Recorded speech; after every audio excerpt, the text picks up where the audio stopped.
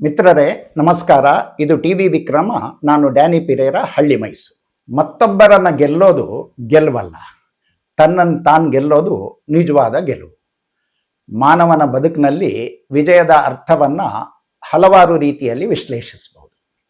ಅನೇಕರಿಗೆ ವಿಜಯ ಅಂದರೆ ಬೇರೆಯವ್ರನ್ನ ಸೋಲಿಸೋದು, ಇನ್ನೊಬ್ಬರನ್ನ ಅವ್ರಿಗಿಂತ ಉತ್ತಮ ಅಂಥೇಳಿ ತಾನಾಗಿ ತೋರ್ಪಡಿಸೋದು ಅಂತ ಅನೇಕರು ಅಂದ್ಕೊಂಡಿರ್ತಾರೆ.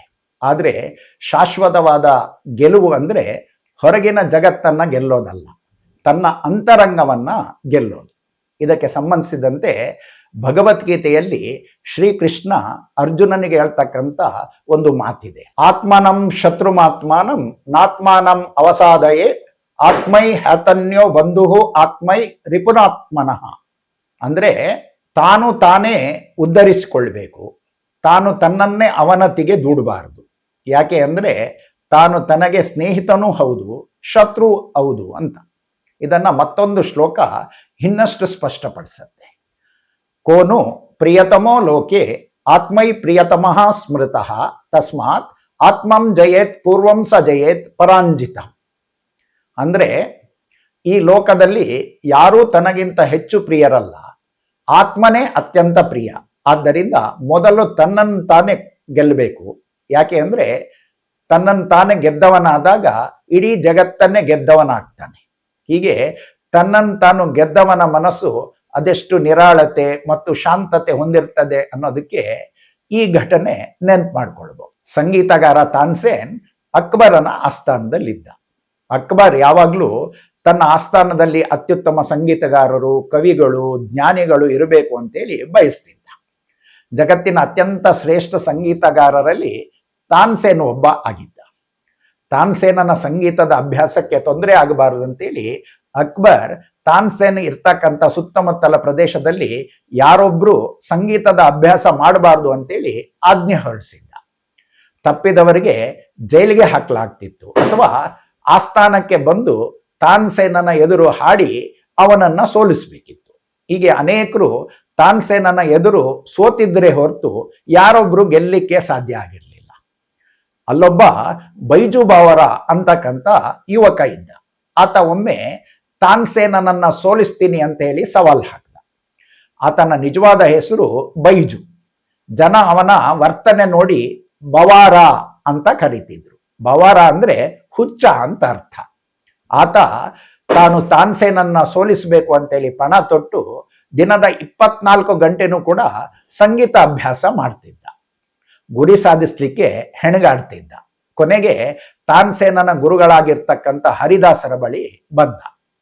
ಹರಿದಾಸರಿಗೆ ಆದ ಆನಂದ ಅಷ್ಟಿಷ್ಟಲ್ಲ. ಹರಿದಾಸರು ಹೇಳಿದ್ರು, ಬೈಜು ಬಾವರ, ನಾನು ತಾನ್ಸೇನಂತಹ ಮತ್ತೊಬ್ಬ ಶಿಷ್ಯನನ್ನ ಪಡಿತೀನಿ ಅಂತ ಕನ್ಸ್ಮನ್ಸ್ನಲ್ಲೂ ಊಹಿಸಿರ್ಲಿಲ್ಲ. ನಿನ್ನಲ್ಲಿ ಅತ್ಯುತ್ತಮ ಸಂಗೀತಗಾರನಾಗುವ ಎಲ್ಲ ಲಕ್ಷಣಗಳಿದಾವೆ, ಆದರೆ ನಿನ್ನಲ್ಲಿ ಒಂದು ದೊಡ್ಡ ಕೊರತೆ ಇದೆ. ಅದೆಂದ್ರೆ ನೀನು ಯಾರನ್ನೋ ಸೋಲಿಸ್ಲಿಕ್ಕೆ ಹೊರಟಿದೀಯ. ಅದು ನಿನ್ನ ಸಾಮರ್ಥ್ಯವನ್ನ ಹಾಳು ಮಾಡ್ತಿದೆ. ನಿನ್ನೊಳಗೆ ಸುಂದರವಾದ ಕಲೆ ಇದೆ, ಅದರೊಳಗೆ ಸುಂದರವಾದ ಉಪಕರಣ ಇದೆ, ಆದರೆ ಅದರೊಳಗೆ ಸುಂದರವಾದ ಹೃದಯ ಇಲ್ಲ. ನಿನ್ನ ಮನಸ್ಸು ಯಾರನ್ನೋ ಸೋಲಿಸ್ಲಿಕ್ಕೆ ತುಡಿತಾ ಇದೆ. ಆದರೆ ಸೋಲಿಸುವ ಆ ವಿಚಾರವನ್ನ ನಿನ್ನ ಮನಸ್ಸಿನಿಂದ ತೆಗೆದಾಕದೆ ಹೋದ್ರೆ ನೀನು ತಾನ್ಸೇನನ್ನ ಸರಿಗಟ್ಟಲಾರೆ. ಯಾಕೆ ಅಂದ್ರೆ ತಾನ್ಸೇನ ಯಾರನ್ನ ಸೋಲಿಸೋ ಮನಸ್ಸಿನವನಲ್ಲ, ಹಾಗಾಗಿ ಅವನು ಸದಾ ಗೆಲ್ತಿರ್ತಾನೆ. ಆದರೆ ತಾನ್ಸೇನನ್ನ ಸೋಲಿಸ್ತಕ್ಕಂಥ ಅಂಬಲ ಬಿಡೋದು ಬೈಜು ಬಾವರನಿಗೆ ಕಷ್ಟ ಅನಿಸಿತ್ತು.